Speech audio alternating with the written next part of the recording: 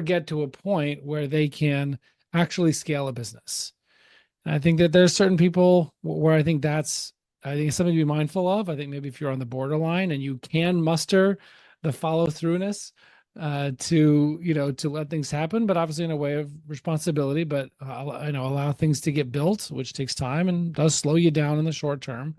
I think that if people can stick with it long enough, they could succeed. But I do think there's probably some people that are just not wired that way, and they're wired more for a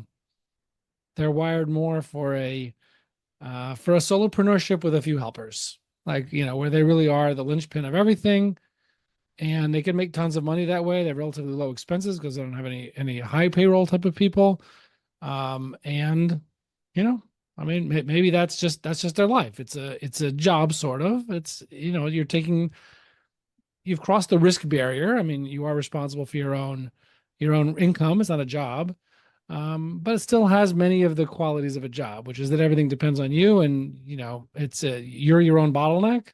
But you could still make many hundreds of thousands of dollars with a business like that.